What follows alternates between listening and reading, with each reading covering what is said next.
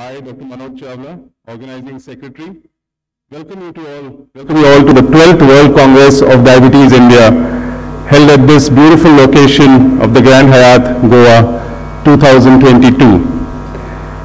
Diabetes India 2022 is a platform where clinicians, diabetes care providers, researchers, and industry is convening together with the aim of promoting, supporting, and enhancing the development of treatment for diabetes and making the lives of people with diabetes healthier and better. So we are here to raise and discuss many dynamic issues in the field of diabetes, the innovations in monitoring, treatment, technology, and of course, the controversies in the field of managing diabetes. So with that thought, it gives me great pleasure to welcome you all to this World Congress. And to start this session, it gives me great pleasure again to invite on stage Dr. Vasant Kumar, Senior Consultant Physician, Apollo Hospitals, Hyderabad, President, National RSSDI. Dr. Vasant Kumar, sir. Joining him as the chair for this inaugural oration is Dr. Banshi Sabu. Banshi Sabu is the Chief Diabetologist and Chairman at Diabetes Care and Hormone Clinic at Ahmedabad, those who didn't know that, and past President RSSDI and Secretary of Diabetes India. Would request our chairpersons to introduce the speaker and felicitate the speaker. May we have the mics there, please? And felicitate the speaker before the oration. Okay. Good morning, everyone. Now I request Dr. Vasant Kumar to introduce our President, Dr. S.R. Arvind. Please, he'll be there.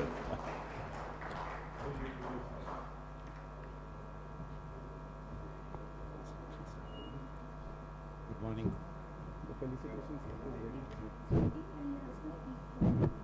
Good morning, friends. It's wonderful to be here this morning on a wonderful occasion. And I was given a real difficult task of introducing our friend, Dr. S.R. Arvind. You know him, right? All of you know him. He's the President, Diabetes India. I have seen him during RSSDI, his RSDIs when he was President RSSDI, and subsequently all the wonderful work that he was doing. I was very impressed by his yesterday's inaugural talk, Bansi, when he was telling about how we have to provide a comprehensive diabetes care to all our populations, which I mentioned subsequently when I spoke. And so it's wonderful that he is going to talk to us, and he has also chosen such a topic which would be of great interest to all of us who are involved in the diabetes care. And before we hand over to the President, I'll ask Dr. Bansi to say a few words. Do we have the felicitation? Yeah, yes. We'll do the form. So we would like to felicitate our President, Dr. S.R. Arvind. We all know Dr. S.R. Arvind is a senior diabetologist and consultant at Diacon Hospital, Bangalore.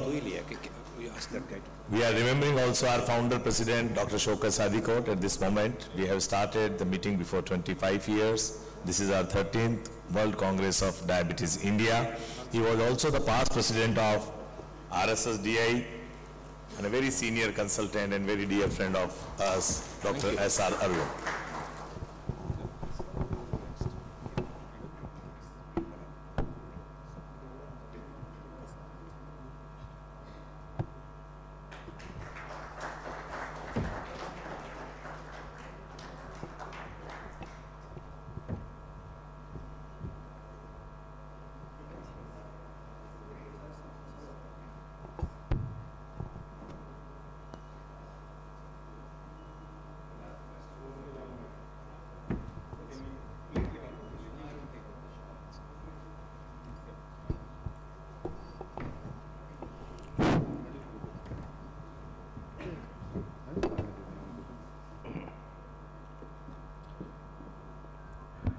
Respected chairpersons, Dr. Vasant Kumar, my good friend, Dr. Banshi, who is the secretary, the dynamic secretary of Diabetes India, who's been there with all of us, and everybody knows everybody here in this group.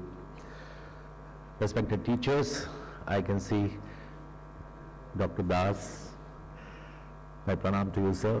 Kamlakar Tripathi. My salutations to you, sir, and many of my seniors who have been here from the Diabetes India days. Lovely to see Dr. Shashank Penche.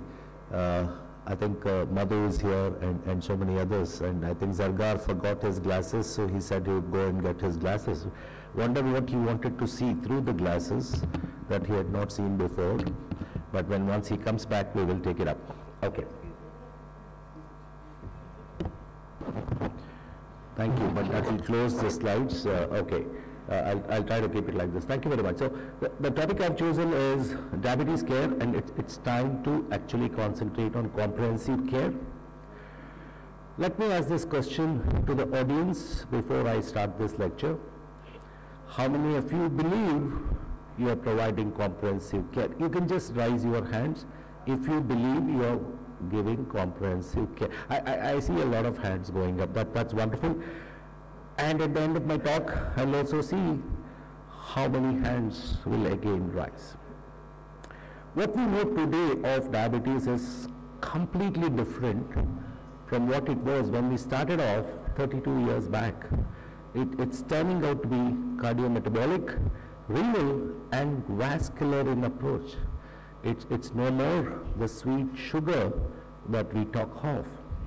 In fact, there are talks that there's going to be new courses at the university level to cover a new specialty called diabetes, which will be cardiometabolic, renal, and vascular in approach. In fact, the past president of ADA, Dr. Robert Eckel, is already talking about it for the last 5 years. He's been trying to impress upon the academicians in the United States and rest of the world that it's time that we make this a separate specialty itself. And he has his points for and against. And he feels that as a physician diabetologist or as an endocrinologist, the training is absolutely inadequate to actually take care of diabetes because it involves far too many things. Now, he also goes on to say that focus on the metabolic elements of endocrinology. Probably there is no need for thyroid, pituitary, adrenal, bone disease, and reproductive medicine. Well, that can be a separate specialty under endocrinology, but then if you have to treat diabetes, probably you don't need to do this. And he feels that we are wasting too much of time, which actually is true. We are wasting a lot of time in our training and something that we are not going to use later. So he is pitching to start a fellowship in cardiometabolic medicine, which includes diabetology, non-invasive cardiology, metabolic medicine, including obesity and nephrology. I'm sure many here will also start thinking, probably it makes sense, because this is what diabetes is today. I mean, why is it so? I mean, the mysteries of diabetes are so much even today. Whatever we learned 30 years back is no more okay. I mean, it's changing kind of every day.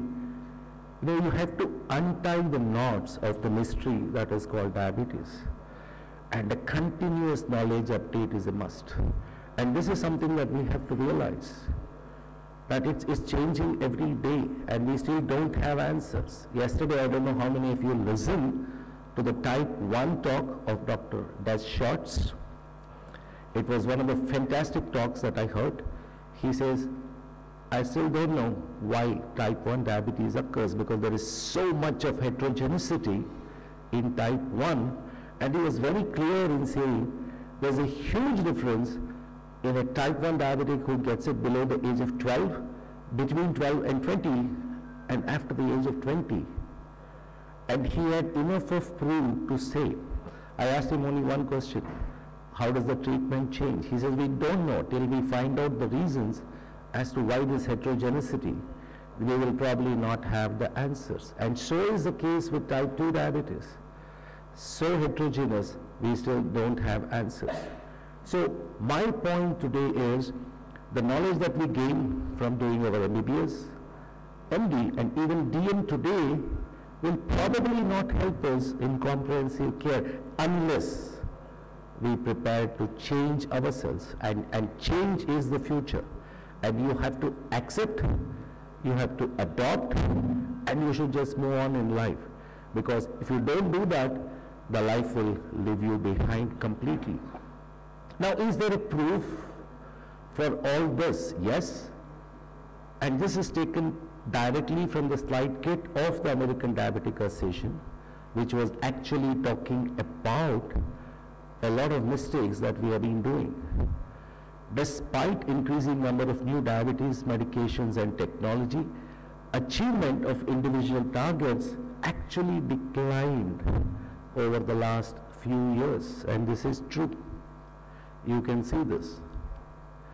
And this is the data from US, and we don't have a data in India.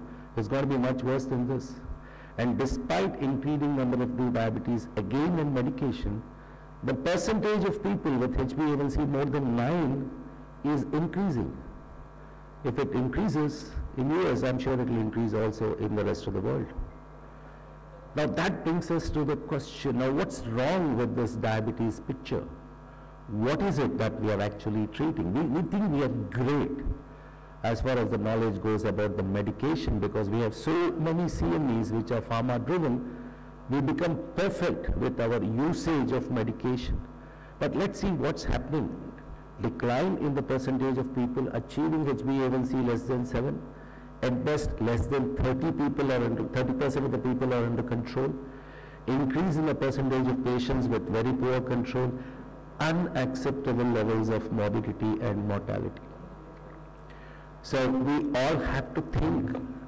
And where do we think? I don't know. Goa probably is not a place to think, because this is the place where everybody would like to enjoy and not think. Okay. Would you like to sit in your toilet seats and think? I mean, that's the most beautiful place that I get to think. Unless my wife calls me and say, why are you taking too much of time? Okay. So I get disturbed there also. Now, look at this. At least 40 new medications for type 2 diabetes, new technologies, all has come in since 2005, and still patients are not under control. Well, we have to look at the root of the problem. I tried my best to look at the root of the problem, but I couldn't think of too many reasons. But when you actually start asking the outside world what is the root of the problem, invariably, outsiders try to blame it on inertia. And most of the time, the doctors are blamed. And whenever there is a pharma talk on inertia, they end up saying, guys, you don't know how to up-titrate. I think that is the inertia. You are not spending too much of time. It's very easy to say all these things. Let's look at what is therapeutic inertia or clinical inertia. Well, we know the failure of the clinicians to identify therapy. Let's see who all are a part of this particular group. Well, who all play a role in this inertia? Clinicians, patients, the health system itself in which we are all working, and the insurance and the payoffs. I think everybody has to take that. I firmly believe the Indian doctors are excellent when it comes to management. Their clinical skills are excellent. Okay? Inertia is probably seen on part of the doctors only in about 5 to 10% of the doctors who are not regular for CMEs, who are not updating. But then there is something else which is causing this problem. And there is also another group which is playing a role in this inertia. The producers of the medication, the producers of the devices, and the lack of government initiatives. All the other players can actually come together and help reduce this inertia, which is most often blamed on the doctors, and almost all the time the doctors blame the patients. Well, I will not go into the details of this particular group. That's a discussion for another day. How they come into the picture, what is medical marketing, how things get pushed on our throats, and how enormous amount of pressure is built on the doctors to write a particular product. I think we will take up this discussion for another day and not today. Now we go to the associations. Yes, I have been a part of an association. I have been a part of RSSDI. What is happening with association is guidelines, guidelines, guidelines, guidelines. Okay. There is too much of emphasis on guidelines, consensus statement, and look at this from ADA. Please look at this decision cycle for patient-centered glycemic management in type 2 diabetes. Don't read anything. The number of squares and the rectangles are increasing each year. In fact, you don't even have time to look at what is written inside these squares. And therefore, that itself becomes the biggest barrier of comprehensive care. If the guidelines are so exhaustive, and if it says, look, you have to do this, this, this, this, this, yes, I know we have to do this, this, this, but that's becoming really exhaustive. Now the problem is diabetes is not sweet. The biggest problem is it's lifelong. We have to make changes regarding physical activity, the feeding, the constant self-care, greater personal autonomy, individualized treatment, and complications are worsening, cost is worsening, both microvascular and macrovascular complications, we know that. But let me go back to the grassroots level, and I'm sure Dr. Vasant Kumar will be very happy because this is exactly what he's been talking about in most of the talks that I hear of him. We have to realize we are in India. This is a different country. Like I've always said, look, please don't take India as Bombay. Bombay is different. Chennai is different. Okay, I will speak later. Okay, now, India is completely different and very, very diverse. And these are some of the diversity points that we have to think. Every 50 kilometers, 100 kilometers, India is changing. Languages, the barriers, the belief, economic status, the education level, everything is changing. So it's difficult to be a doctor in India, to be treating diabetic patients constantly, giving a lot of time. And those who have been trying, I'm sure are getting very frustrated because no matter what you do, this patient is not coming under control because so many things to be taught to the patient. And most of the time, invariably they bring in the personal problems, and then that becomes very difficult to handle because you don't have pills to take care of their personal problems. So we have always said education and comprehensive care throughout the life, and that's the key to good health in people with diabetes. Now look at a comprehensive multidisciplinary. This is what it looks like. This is the minimum that we need to have if you're going to give a comprehensive care. Trust me, more is going to be added to that. You also have physical instructors. You also have physiotherapists coming into this group. Those who have their setups, many of the setups are already equipped with this. And then when it comes to referrals, you have a cardiologist coming in, nephrologist, neurologist, andrologist, maybe an orthopedic surgeon, so on and so forth, right? Now this is where the problem is. Now let's look at a brilliant physician who wants to start diabetes practice, or a brilliant endocrinologist, or a well-trained diabetologist post-MBBS.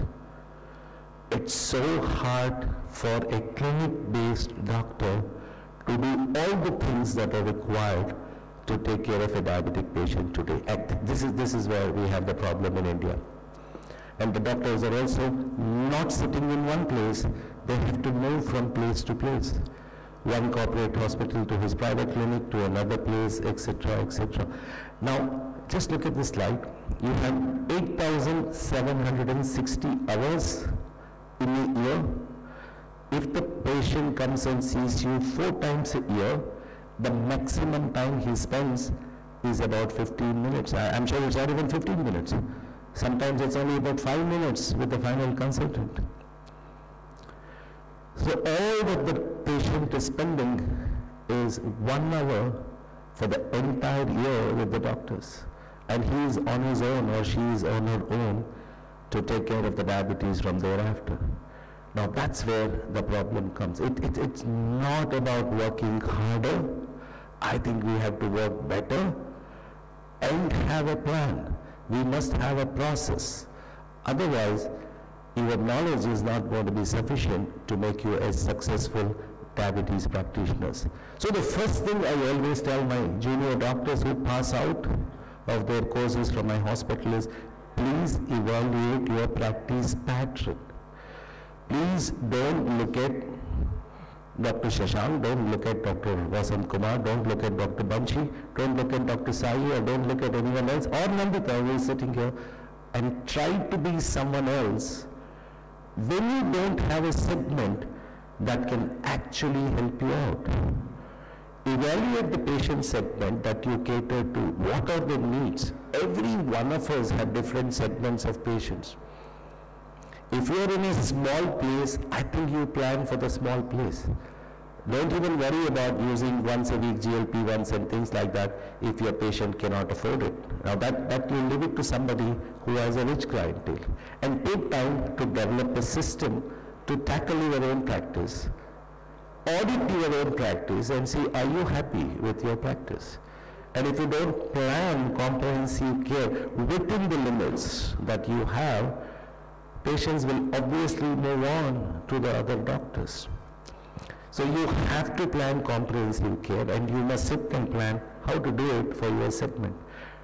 And my idea of a basic minimum care in diabetes is that a doctor, he must have an ECG machine, and he must have a Doppler, a head Doppler, okay, or probably an automated ABI. Then you have the patient, and then you have a dietitian come educator, and then you have a nurse educator. I think this is the basic minimum thing. I shouldn't be saying this, but again I will make this point. I will not name the institutions. I called up a couple of heads of the institutions providing DM education in India, casually asked a question last week, do you have a dedicated dietitian in your department? To my surprise, brilliant center with brilliant endocrinologists, brilliant DM candidates coming out, brilliant physicians coming out, no dedicated dietitian in the department, because the dietetics is a support department. You have to walk another half a kilometer. Some patients are not even going. Do you have a nurse educator? Well, it keeps changing every week, so we have to train. Now this is the real truth in India. So I think if you are a physician planning to practice comprehensive care, the first thing you must do is in electronic health records. Without the electronic health records, there is no way you should move on. I think this is one of the important things, along with your ECG and probably a Doppler machine. This is the basic. When once you have this system, at least now you can get the labs from outside. Even if you have to refer a case, please have a team of referral doctors, your cardiologists and others. And from here, of course, you can move on. You want to start a lab, you start a lab of your own so that the reports are ready and you believe in your own lab, or a point of care testing with FDA approved equipments. And of course, you can do away with an ophthalmologist today because we have fundus and phone, very inexpensive, with AI-driven diagnosis with a 98% accuracy. So this is already FDA approved, so you don't even have to worry about it. So you can set up your own place. So today, if you want to move on by starting from your clinic, these are the basic things, probably with a help from a physiotherapist or probably an exercise expert. And then you have a team of doctors who come to your hospital to support you. And education, ladies and gentlemen, I think is an absolute hand-holding. The more time you spend, the better it is. The foundation and the success of your treatment is there only if the education helps. And you can make the lives of most of these people sweet. Well, hand-holding over a period of time, despite the best of education, I think you can achieve it through technology. And there are several mobile labs. But trust me, I've been associated with several mobile labs development and things like that. It's not can be crushed. So people are not very happy looking into their health records in their mobile apps. WhatsApp, images, video sharing, absolutely everybody learns it. But you ask them to use the mobile app for their health needs, somehow they are not very comfortable. Okay, there are many mobile apps which are available, but those of you who find it difficult can definitely try out some of these things. Now, what has really hit us more for the last 3 to 4 years, ADA has been talking about it for 5 to 6 years now, but we have been talking about it for the last 3 or 4 years, but what has really hit us is the mental health, especially the post-COVID era. Huge amount of psychological issues, diabetes, distress, anxiety, depression, disordered eating behavior, and very serious mental illnesses. You can handle everything else, but when it comes to mental health, all of us as doctors, because of the shortage of time, we are not very good as far as psychological support is necessary. I think this is another thing which is getting added up. And then you have to have somebody who can counsel the patients, or you have to actually train them. So today, the success of your diabetes management, ladies and gentlemen, please use the guidelines. Directed medical therapy, very good. Evaluate your practice pattern, patient segment, and then plan the process. Evaluate patients for both macrovascular complications on day 1 that you see them. Educate each patient, each visit with patients. And I find this even with the best of the educated patients, many a time the education regarding their health is sadly low. Patient care with empathy, learning soft skills and communications, and most importantly, use your electronic health record and contribute to research in your own way, and audit your own practice. How many of your patients have an HbA1c in target, blood pressure in target, weight in target? How many of them come? And try to find out if they are missing from your visits, what makes them miss a doctor's visit. I think a self-audit is absolutely essential. And we have to be accessible, affordable, and accountable, which is very important. There are patients who are very good to you, who may bring in 10 patients, but ask you for a 50% discount. I think you should give it, because he's getting you another 10 patients. Never chase success, chase satisfaction. When once this happens, the money will automatically flow. The biggest problem today is, without any good practice habits, we tend to sit as consultants, we tend to move to the next phase as early as possible, always comparing ourselves with the other seniors who have made it big. But let's not forget that the other seniors have taken 25, 30 years to come to the position that they are in today. So if you want to really work hard and better, but in silence, and let success make the noise. I think Shashank may have forgotten. This is one of the quotes that Shashank sent to me. Okay, because he sends quotes regularly for the last 2 years. I have been receiving the quotes on a very regular basis. This is one of the quotes. I thought this is applicable today. So thank you so very much for a patient hearing, and I hope I made the points. If I have hurt somebody, I apologize. Thank you very much, and successful comprehensive care for all of you. Well, there are going to be no questions after a presidential oration, so I'm saved of all this embarrassment now. So very lucidly, Dr. S.R. Arvind, our President Diabetes India, had talked, it's a time to concentrate on a comprehensive care. I will request everyone for a big round of applause for Dr. S.R. Arvind. And now comments from our RSSDA President, Dr. Vasant Kumar. Thank you, Bansi. It was wonderful listening to Dr. Arvind. I think, Dr. Arvind, you made the points which have not been made many times by us. Also, it's one opportunity is we have many senior leaders in diabetes care from our country here, apart from our young friends. I think we need to take this very seriously, whatever you said, from the beginning to the end.